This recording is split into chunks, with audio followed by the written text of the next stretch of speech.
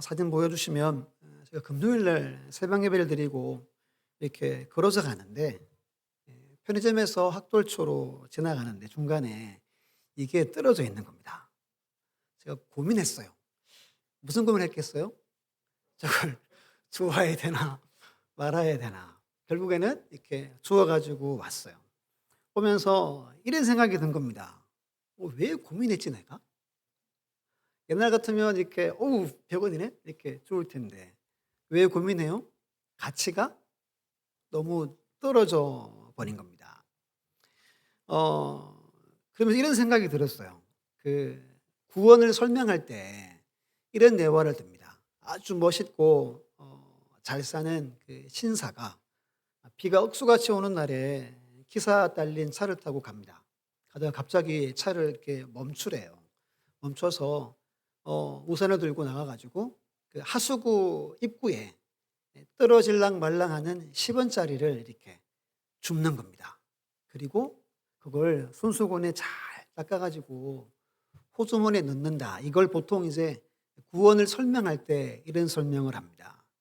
그 생각이 탁 스쳐 지나가는 거예요.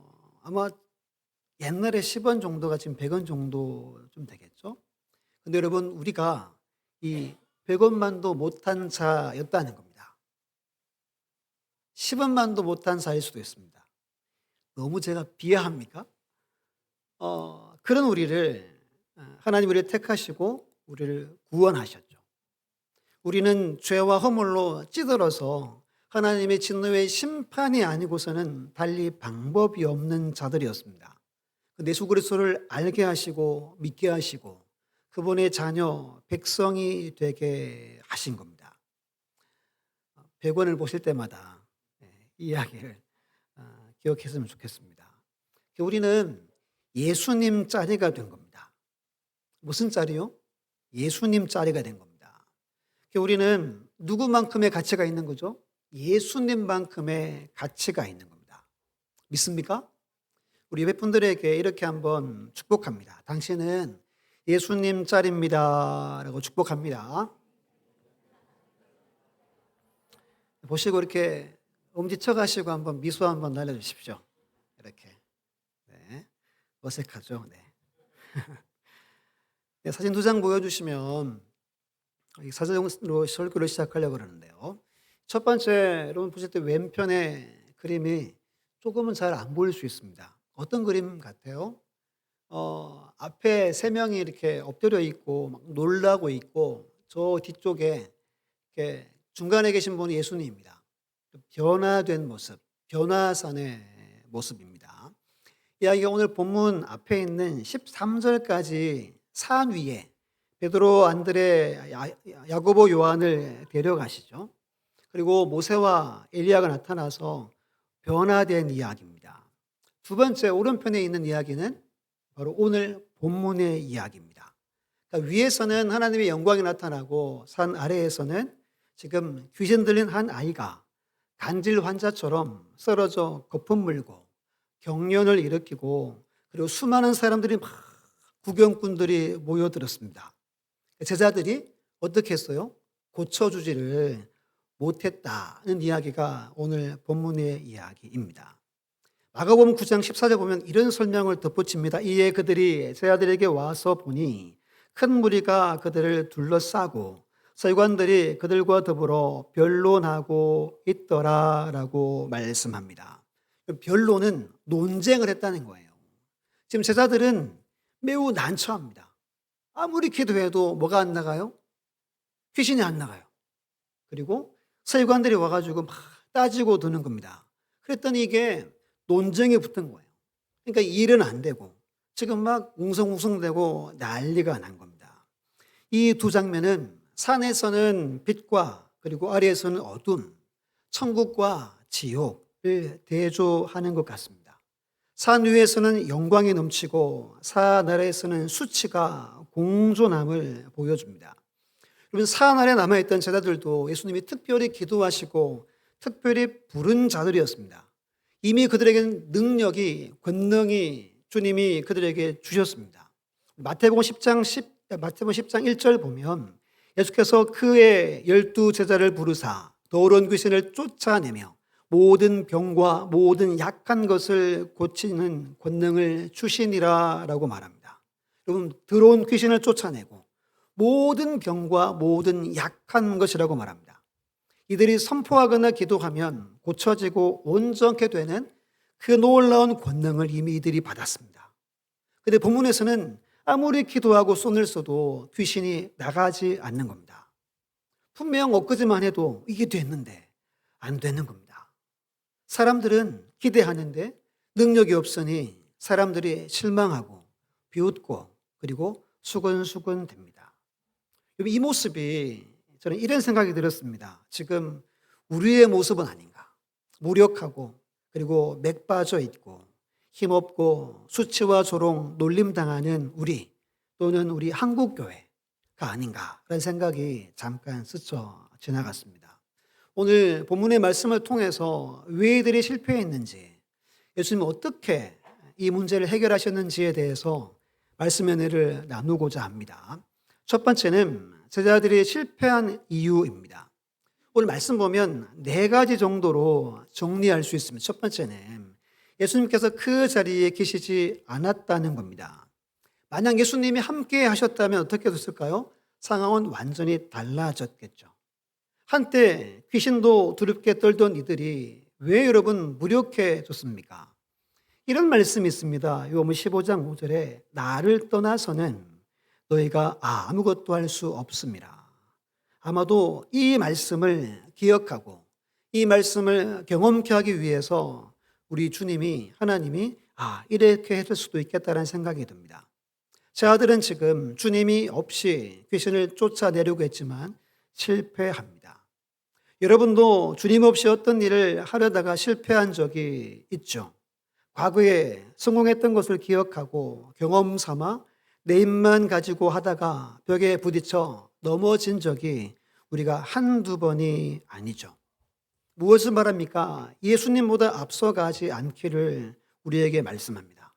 늘 주님과 함께 하시고 동행하는 여러분들의 모든 삶이 되시기를 예수님의 이름으로 축원합니다. 두 번째는 그 시대가 주를 믿지 않았기 때문입니다. 제자들이 귀신 들린 아이를 치료할 때 모여든 사람들이 상당히 많았습니다. 우리 17절 말씀을 성경을 보고 함께 읽어볼게요. 시작.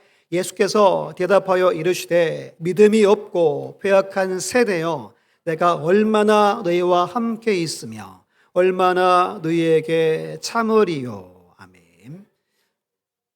네, 거기까지 보겠습니다. 보면 믿음이 없고 패역한 세대여라고 말씀합니다. 여기에는 1차적으로 제자들이 포함되죠. 그리고 2차적으로 조금 더 확대하면 거기에 있는 모든 사람들을 말합니다. 조금 더 확대하면 그 시대의 사람들을 뜻합니다. 여러분, 그 시대의 사람들이 예수님을 믿지 않으면, 그 현장에 있는 사람들이 예수님을 부인하면 하나님의 능력을 나타내지 않는다는 겁니다. 예수님이 나사렛에서 이런 말씀하셨습니다. 그들이 믿지 않음으로 말미암아 거기서 많은 능력을 행하지 아니하시니라라고 말합니다. 믿음이 없는 곳에서는 하나님께서 역사하지 않으십니다. 하나님의 능력이 부족해서가 아니라 하나님이 원하지 않으시기 때문입니다. 믿음 없는 구경꾼들은 제자들의 실패를 보고 하나님을 조롱했겠죠. 야, 예수의 제자들이 형편없다라고 비웃었겠죠. 그들에게는 하나님의 능력을 나타내는 것은 하나님께 기쁨도 영광도 되지 못한다는 것을 말씀하는 겁니다. 믿음이 없는 곳에서는 하나님의 영광과 능력을 때로는 여러분 감추신다는 거예요. 그러면 우리 시대, 오늘 우리가 사는 이 세상은 어떻습니까? 어떤 것 같아요? 우리 대한민국 어떤 것 같습니까? 더 심각한 상황입니다. 비극이라고 할 정도로 지금 너무나도 어둡고 캄캄한 상태에 있습니다. 이 시대에 하나님의 역사가 잘 없죠. 왜 그렇죠? 이 시대가 하나님을, 우리 주님을 믿지 않기 때문입니다. 왜 여러분 포괄적 차별금지법을 막으려고 그럽니까? 여러분 통과된 나라가 호주, 뉴질랜드, 유럽, 미국의 몇 개 주 된대요. 많지는 않대요. 근데 이게 통과되면 교회에서 설교도 하지 못하고 학교에서 이런 간증을 봤어요. 자기 아파트, 이분이 뉴질랜드에 사셨는데 아파트에 한 100호 정도 되는데 50호가 동성연애자들이래요. 그 아이들이 이렇게 엘리베이터로 다니면 만나는 사람들이 다 남남, 여여 물어본다는 거예요. 그러면 설명할 길이 없는 겁니다. 이게 여러분 누구도 말할 수 없어요. 오히려 무슬림들은 자기들 학교를 만들고 자기들이 교사를 하는데 기독교 학교는 그걸 다 따라가는 거예요. 이게 여러분 왜 한국 교회가 막으려고 하는지가 분명히 있는 겁니다. 그래서 이번 주간에 한번 찾아보세요. 기독교 방송에서 차별금지법을 찾으면 설명이 잘 나올 겁니다. 이 시대가 지금 그런 시대입니다. 여러분 이 시대가 주님을 믿지 않으면 하나님의 능력은 하나님이 감추실 수 있다는 겁니다. 세 번째는 제자들에게 문제가 있었기 때문입니다. 19절 말씀 보면 이때 제자들이 조용히 예수께 나와 이르되 우리는 어찌하여 쫓아내지 못하였나이까 라고 말합니다. 여러분 이 말에 숨은 의미가 뭔가 있는 것 같죠. 자신들의 힘으로 능히 귀신들을 쫓아내었다고 믿었다는 겁니다. 아니 과거에는 됐는데 예수님 왜 안 됩니까? 이들이 착각을 하고 있는 겁니다.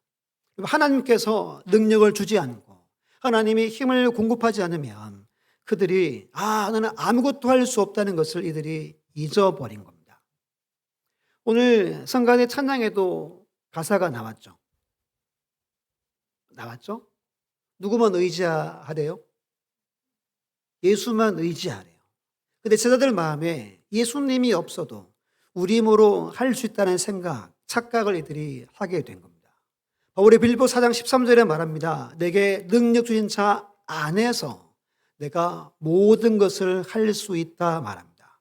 베드로전서 4장 11절에 말합니다. 만일 누가 말하려면 하나님의 말씀을 하는 것 같이 하고 누가 봉사하려면 하나님이 공급하시는 힘으로 하는 것 같이 하라. 이는 범사에 예수 그리스도로 말미암아 하나님이 영광을 받으시게 하려 함이니 말합니다. 그럼 봉사하는데 내 힘으로 할 수 있잖아요. 내 지혜로 할 수 있습니다. 그러면 이 말씀을 잘 보시면 하나님의 영광을 받지 않는다는 겁니다. 하나님의 힘으로 할 때 하나님이 영광 받으신다는 겁니다. 시편 59편 9절에 다윗이 이런 고백한 게 있습니다. 하나님은 나의 요새이시니 그의 힘으로 말미암아. 그 뒤에 뭐라 그래요? 내가 주를 바라리이다. 무슨 말이죠? 힘을 주셔야 누구를 바랄 수 있대요? 주 하나님을 바랄 수 있음을 다윗은 고백합니다. 우리도 일상을 살아갈 때 이 제자처럼 착각할 때가 있습니다. 무언가가 잘 되어지고 이루어지면 나 자신의 지혜와 힘으로 되었음을 생각합니다. 과시하기도 하고 그리고 성취함에 있어서 도취하기도 합니다. 마치 누가 한 것처럼 그렇죠? 내가 한 것처럼 할 때가 있다는 겁니다. 그런데 오늘 말씀은 예수님께서 그들에게 건강 또는 능력, 지혜, 은사를 주지 않으면 우리가 무엇을 아무것도 할 수 없음을 우리에게 교훈해 주고 있는 겁니다. 여러분, 내 힘으로 할 수 있다는 생각이 들면 우리는 반드시 넘어집니다. 반드시 실패하게 된다는 겁니다. 오늘 본문이 우리에게 주는 중요한 교훈입니다. 지금 새벽에 열왕기 하 말씀을 순서대로 보고 있어요. 하나님이 왕들을 하나하나 평가합니다. 왕들의 평가 기준이 뭡니까? 그들의 지혜나 능력, 힘이 아닙니다. 뭐죠? 하나님과의 관계입니다. 오늘도 여러분 마찬가지입니다. 여러분과 하나님과의 관계가 여러분 남은 삶, 남은 생애를 결정함을 꼭 기억하셔야 됩니다. 무엇이요? 여러분과 하나님과의 관계가 여러분의 삶을 결정합니다. 잠언 15장 3절에 말합니다. 여호와의 눈은 어디에서든지 악인과 선인을 감찰하신다 말합니다. 악인도 감찰하고 의인인 선인인 우리도 감찰합니다. 이 감찰은 내가 지켜본다는 뜻입니다. 내가 감시한다는 뜻입니다. 사랑하는 여러분, 예수님이 함께하지 않으면 이 세대가 믿음이 없고 악하면 내 힘만 의지하면 반드시 우리는 넘어지고 실패한다는 겁니다. 이 사실을 기억하고 나의 연약함을 기억하고 인정하고 겸손하게 창조주 하나님을 의지해야 합니다. 왜 그렇습니까? 우리 이사야 40장 31절 말씀을 힘껏 한번 읽어보겠습니다. 시작. 오직 여호와를 앙망하는 자는 새 힘을 얻으리니 독수리가 날개치며 올라감 같을 것이요 다른 박질하여도 곤비하지 아니하겠고 걸어가도 피곤하지 아니하리로다. 아멘. 믿습니까? 앙망은 바라보고 의지하는 거예요. 바라보기만 하면 우리에게 새 힘을 주시겠다 약속합니다. 지난주 오후에 사도행전 585장을 한번 우리가 찾아봤었어요. 종교역사 마틴 루터가 작곡했죠. 1절 보면 내 주는 강한 성이요 방패와 병기 되시니 큰 환난에서 우리를 구하여 내시리로다. 옛 원수 마귀는 이때도 지금도 힘을 써 모략과 권세로 무기를 삼으니 뭐라 그래요? 천하에 누가 당하랴. 당할 자가 없다는 거예요. 우리 2절 함께 읽어볼게요. 시작.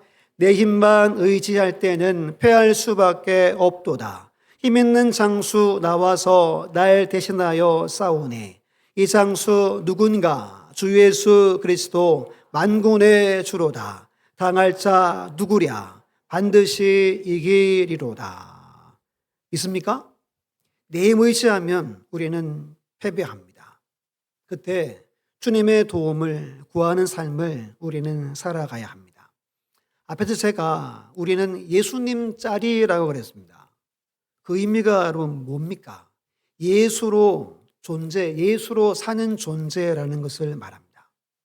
날마다 우리 주님만 의지하시고 그 힘으로 날마다 승리하시기를 예수님의 이름으로 축원합니다.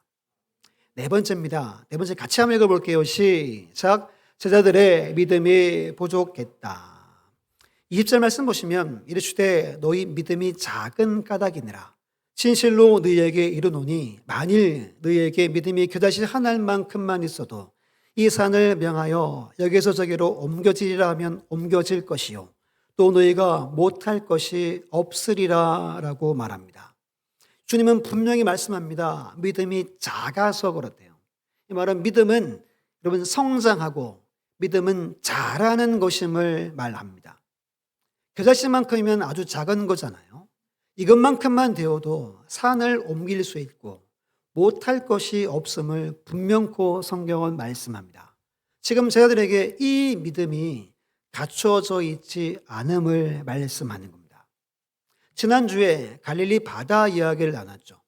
하루는 예수님이 우리 건너편에 건너가자라고 하시고 주무십니다. 근데 조금 가다가 뭐가 일어요? 큰 광풍이 입니다. 주님을 깨웁니다. 주여 주여 우리가 죽겠나이다. 우리가 죽게 되는 것을 돌보지 않습니까? 라고 예수님을 깨웁니다. 예수님이 잠잠하고 고요하라 그러자 고요해집니다. 그리고 이렇게 꾸짖죠. 너희 믿음이 어디 있느냐라고 말합니다. 우리는 믿음의 사람들이죠. 우리는 믿음으로 살아가야 됩니다. 근데 우리의 믿음이 어디 갔는지 없어질 때도 있다는 겁니다. 하나만 더 말씀드리면 또 한 번 예수님이 너희들 저 반대편으로 건너가라 하시고 혼자서 기도하시죠.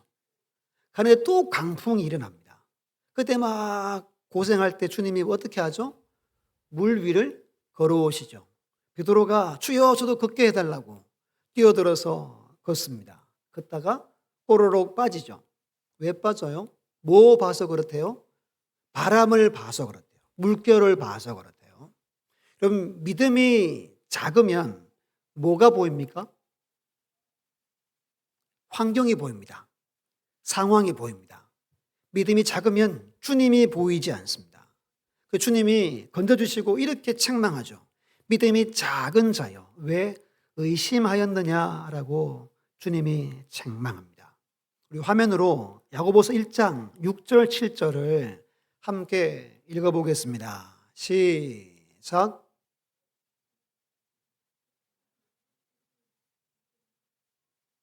찾아보겠습니다. 제가 구절만 해놔가지고 그랬나 보네요. 우리 야고보서 1장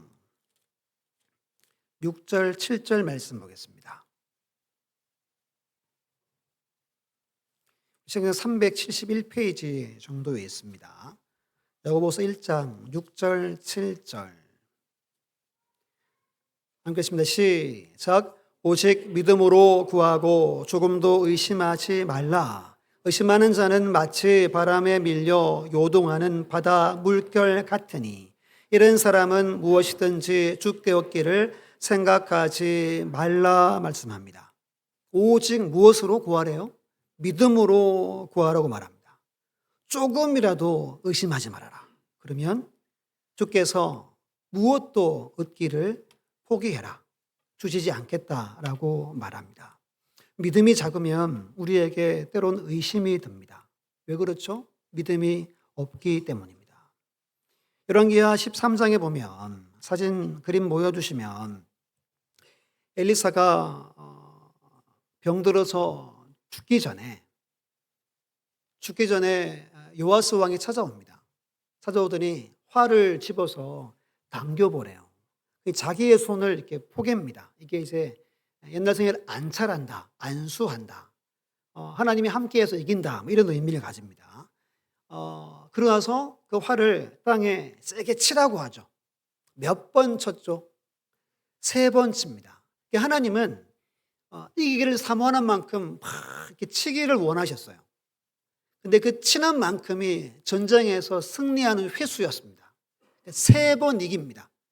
3번으로는 이 강대국인 아람을 다 이길 수 없었습니다. 무엇을 교훈하냐면 이 왕은 엘리사를 찾아왔지만 확신도 없고 믿음이 없어서 3번 치고 포기해버립니다. 여러분, 실패와 승리는 순간에 결정됩니다. 무엇이 결정합니까?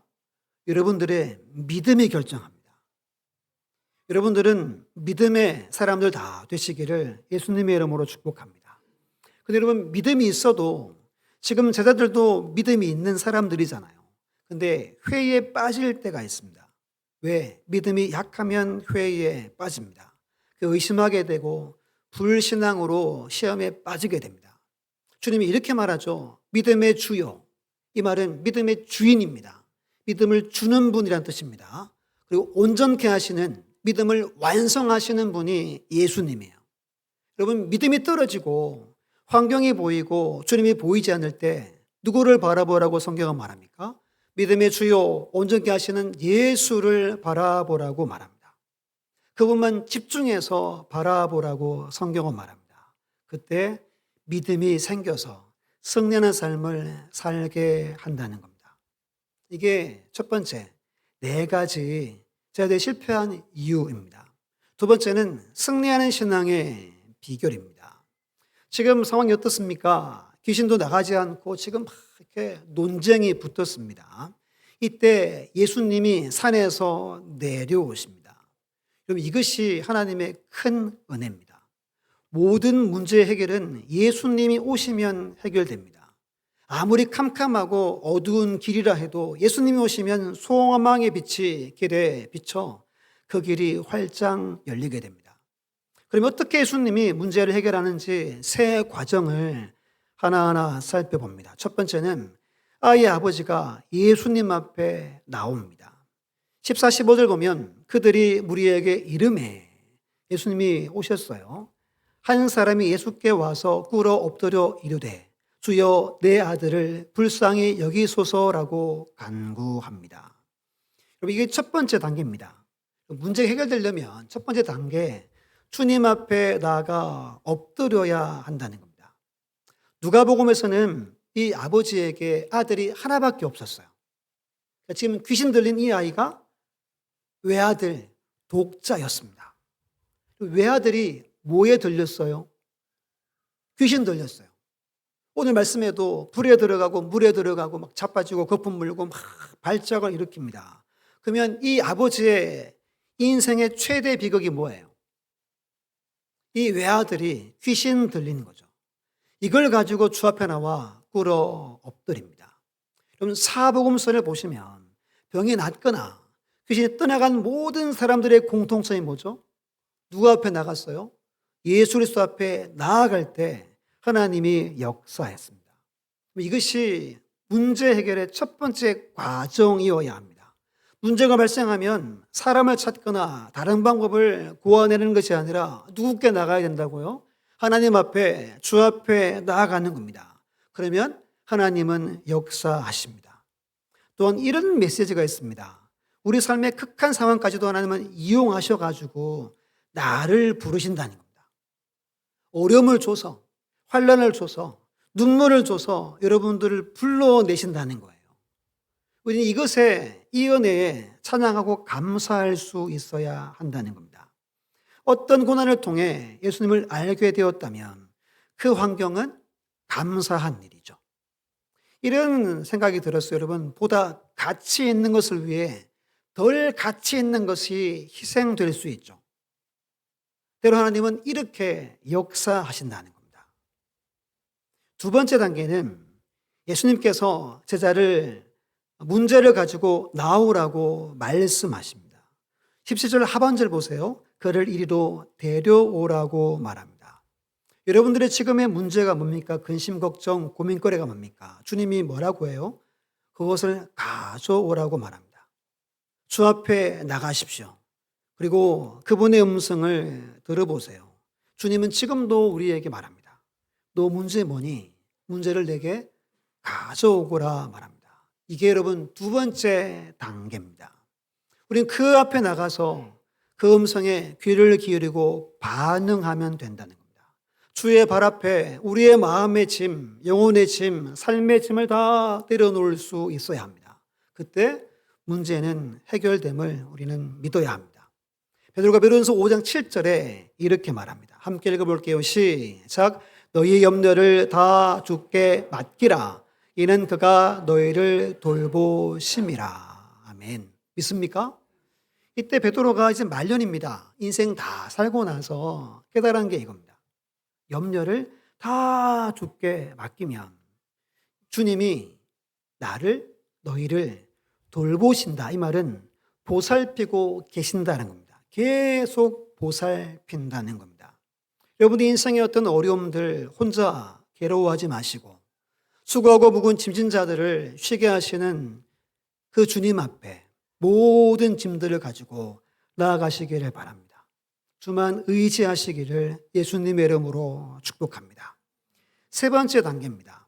세 번째는 함께 읽어볼게요. 시작. 아이의 아버지에게 믿음이 생긴다. 오늘 말씀에서는 생각했지만 마가복음 9장을 보면 우리가 잘 아는 이야기입니다. 믿음이 생겨나는 과정을 우리에게 보여줍니다. 예수님이 이렇게 말씀하시죠. 할 수 있거든이 무슨 말이냐?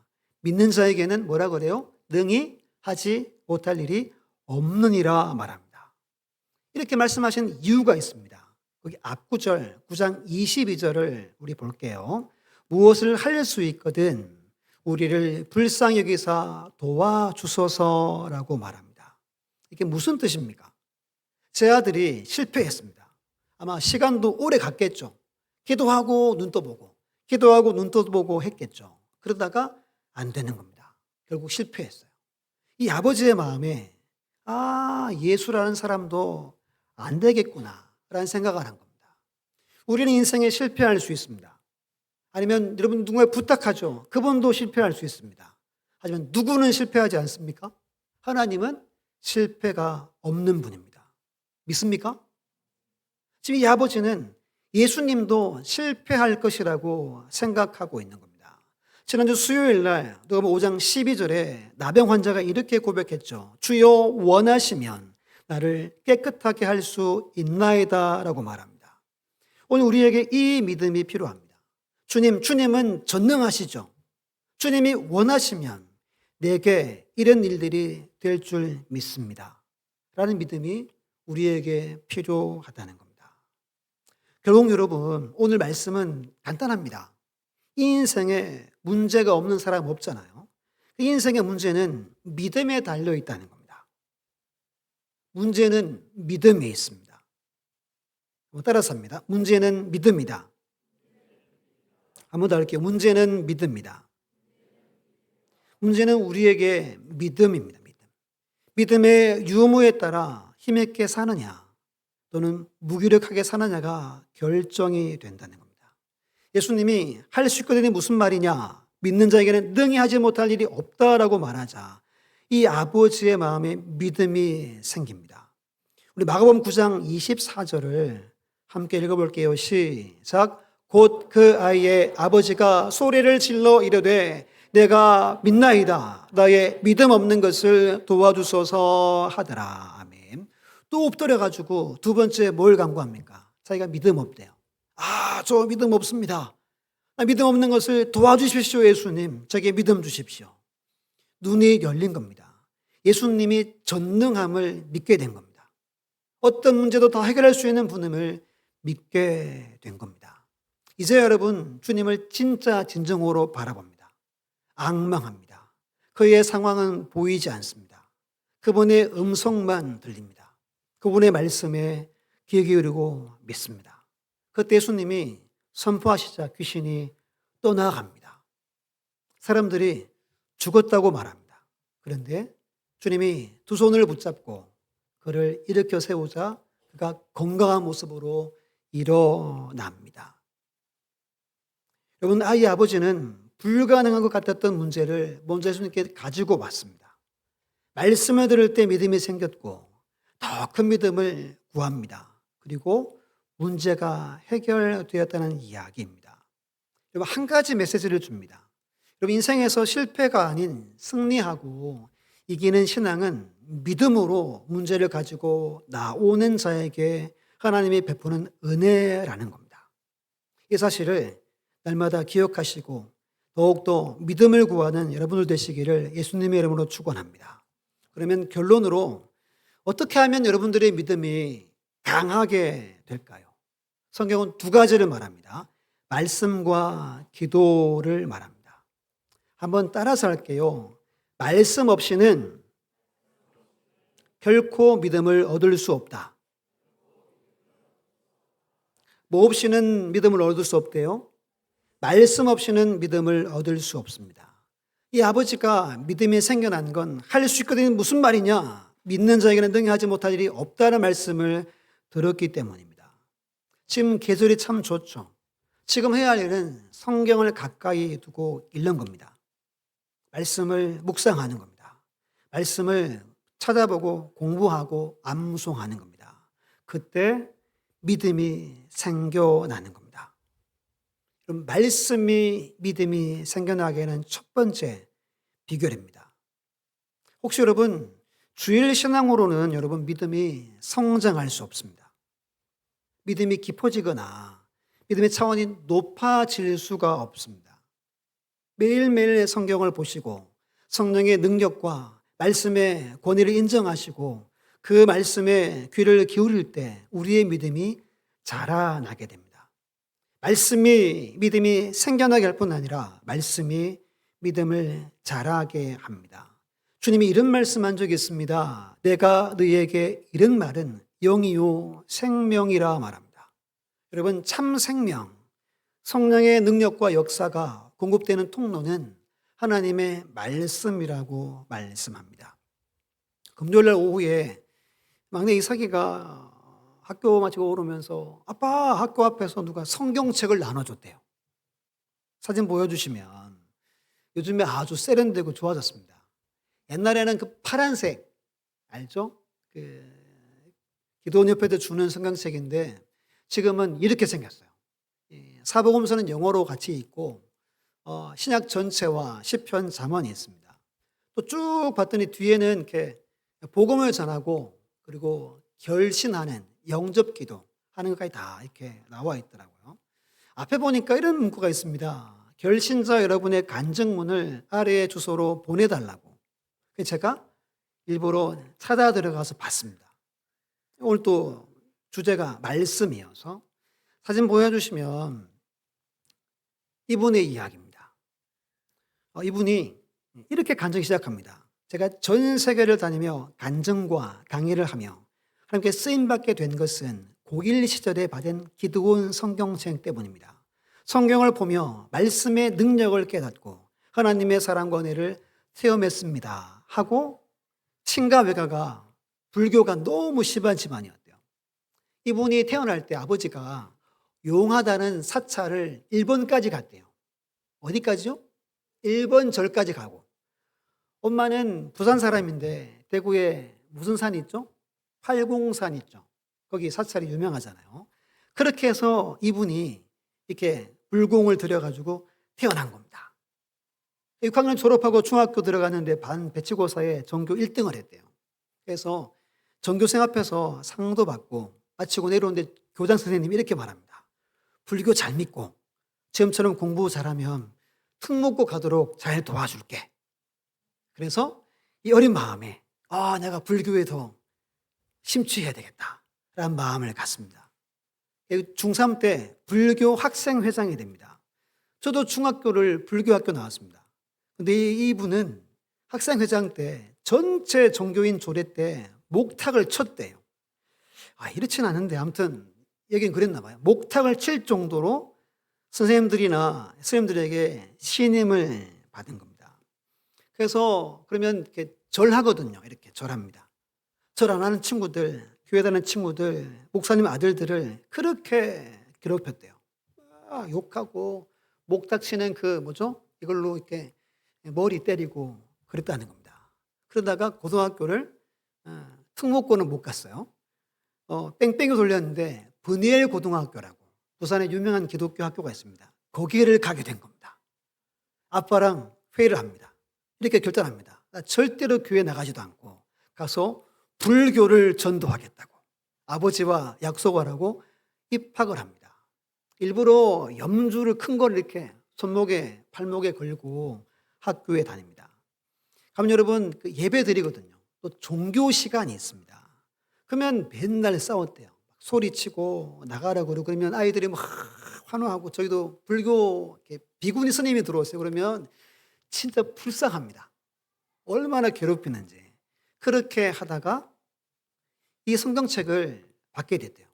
그리고 내가 한번 기독교를 한번 무너뜨려보자 하고 종교 시간 예배 드릴 때만 성경을 읽기 시작합니다. 2달을 읽고 예수를 만납니다. 놀라지 않으시는군요.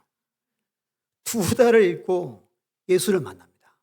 어떤 구절이냐면 우리 계시록 21장 8절 함께 읽어볼게요. 시작. 그러나 두려워하는 자들과 믿지 아니하는 자들과 흉악한 자들과 살인자들과 음행하는 자들과 점술자들과 우상 숭배자들과 거짓말하는 모든 자들은 불과 영으로 타는 곳에 던져지리니 이것이 둘째 사망이라. 아멘. 이 구절에 예수를 만납니다. 어디에서 만난지 모르겠지만 죽음에 대한 설교를 전사님이 했대요. 첫 번째 죽음은 몸과 영혼이 분리되고 두 번째는 불과 유황불이 있다. 여기에 하나님을 만나게 됩니다. 이걸 크게 공책에 적어놓고 매일매일 성경을 시간마다 읽었다라고 간증합니다. 제가 찾아봤더니 여러분 간증자 중에 목사님 사모님들이 많았어요. 그러니까 성경 보고 교회에 다녀가지고 목사님 사모님이 된 분들이 많다는 겁니다. 어떤 분이 이렇게 말합니다. 성경 한 권이면 충분하대요. 다른 설명 필요 없고 뭐만 보면 이 성경만 보면 하나님을 만나게 되고 믿음이 자라게 되고 성령을 경험하게 된다는 겁니다. 이것이 하나님의 말씀의 힘, 권세, 능력입니다. 두 번째는 기도예요. 우리 21절 말씀 보면 없음이라고 적혀 있습니다. 근데 없음 앞에 각주가 달려 있습니다. 제 성경에서는 이라고 달려 있어요. 이렇게 설명하면 어떤 사본에 21절 기도와 금식이 아니면 이런 유가 나가지 아니하느니라가 있음이라고 적혀 있습니다. 다른 사본에는 지금 우리 성경은 이걸 이제 유실해서 없어요. 근데 기도와 금식이 아니면 이런 유가 나가지 못한다라고 적혀 있다는 겁니다. 그럼 여러분 기도하고 왜 금식까지 할까요? 귀신을 내쫓으려면 더 특별한 믿음이 필요하죠. 그 믿음을 얻기 위해서는 기도할 뿐 아니라 금식하며 기도할 수도 있어야 한다는 겁니다. 지난주에 제가 말씀드렸죠. 손장학 목사님이 이런 말 했습니다. 기독교는 기도의 종교이니 기독자가 기도하는 사람이고 기도하지 않는 사람은 기독교인이 아니고 기독교를 이해하지도 못할 것이다. 그 이유는 기독교는 기도의 종교이기 때문이다 말합니다. 우리 기독교는 기도의 종교입니다. 기도하지 않으면 또 이런 말을 합니다. 나의 여의고 열매 없는 생활에 근본적인 원인이 있다면 그것은 기도 생활의 태보이다 말합니다. 어느 분의 카톡 사진에 이런 메시지가 있더라고요. 기도를 멈추면 싸움도 멈춘다. 이거는 맨날 진다는 겁니다. 기도는 신자의 무장을 빛나게 한다. 아무리 연약한 성도라도 그가 무릎을 꿇는 것을 보면 사탄은 두려워 떤다라고 말합니다. 여러분, 기도의 힘을 믿습니까? 믿음이 자라려면 두 가지 해야 됩니다. 말씀을 보고 말씀을 암송하고 말씀을 지켜 행해야 하고 날마다 말씀에 근거해서 기도할 때입니다. 성경이 이렇게 말합니다. 인자가 올 때 세상에서 믿음을 보겠느냐 말합니다. 여러분들 자신들을 위해, 여러분들의 가정, 자녀들을 위해 말씀과 기도로 이 좋은 계절을 보내시기를 바랍니다. 분명코 믿음 위에 믿음을 부어주실 줄 믿습니다. 그때 어떤 역경 문제, 그 어떤 난관도 능히 이겨 승리케 될 줄 믿습니다. 날마다 실패가 아닌 승리하는 삶을 살아가시기를 예수님의 이름으로 축원합니다. 숙제가 있습니다. 거기 주보 밑에도 보면 있는데요. 유튜브에 영적 회복 원하세요. 10초면 됩니다. 짧은 짤 영상입니다. 이찬수 목사님 영상인데요. 10초면 된답니다. 우리 찬양하겠습니다.